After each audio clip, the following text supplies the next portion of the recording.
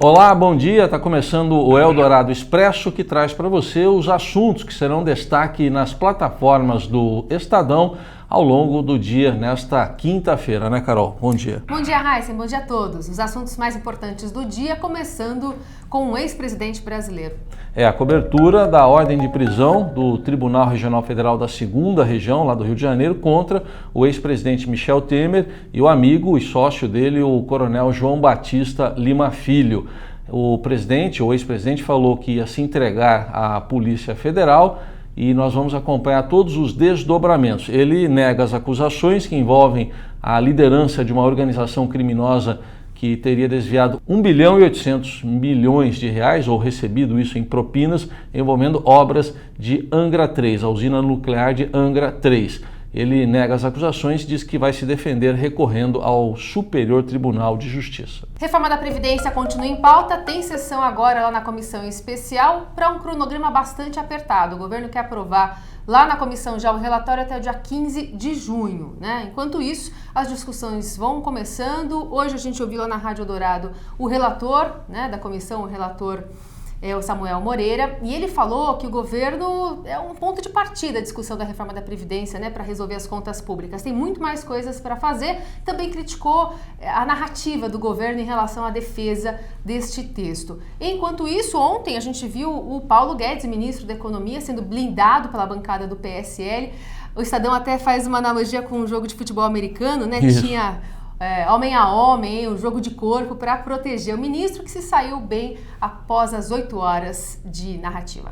Bom, essa é para você que usa aí aplicativo para transporte público. Uber, Cabify, 99. Ontem saiu uma decisão unânime do Supremo Tribunal Federal, uma decisão específica sobre leis dos municípios de São Paulo e de Fortaleza que restringiam o funcionamento desses aplicativos, e o Supremo decidiu que essas leis são inconstitucionais, ou seja, os aplicativos podem funcionar. A sessão continua hoje com os ministros tratando aí dos limites dessa legislação por parte dos municípios, o que pode e o que não pode na regulamentação dos aplicativos de transporte. Bom, e já é contestado lá no Supremo Tribunal Federal o decreto do presidente Jair Bolsonaro que trata das armas, especialmente porque esse decreto inclui 19 categorias da sociedade civil, jornalistas, caminhoneiros, o que mais? Assim? Advogados, tem gente que trabalha com menores aí no sistema socioeducativo, tem bastante categoria aí. Gente. E um ponto específico trata da autorização para menores de 18 anos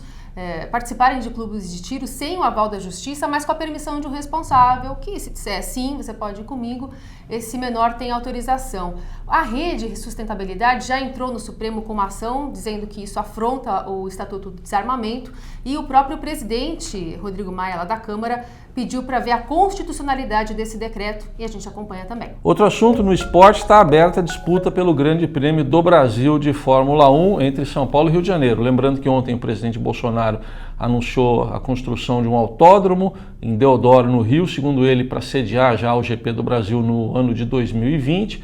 A Prefeitura de São Paulo e o Governo do Estado se manifestaram em nota dizendo que não há motivos para que não haja a continuidade da Fórmula 1 em São Paulo, e lembrando que o contrato aqui vai até 2020, e hoje a nossa editoria de esportes, comandada pelo Robson Morelli, vai avançar um pouco mais nisso para mostrar os impactos que uma eventual saída do GP aqui de São Paulo pode trazer para a cidade e para a economia como um todo. Aliás, outro destaque para o turismo aqui da capital paulista é justamente a virada cultural, que foi anunciada ontem. As principais atrações, foram anunciadas as atrações. Essa edição vai ser a maior, a mais pop, a mais ambiciosa, segundo a Prefeitura da capital paulista. Na edição passada, 1,5 milhão, né, mais ou menos, de pessoas participaram. A previsão desse ano é para 5 milhões. Dentre os convidados tem Anitta, Criolo, Isa e também Caetano Veloso. Todos os gostos aí. Bom, esses são destaques que estarão ao longo do dia aí nas plataformas do Estadão para você acompanhar. Amanhã a gente volta, tá bom? Tchau. Tchau, até amanhã.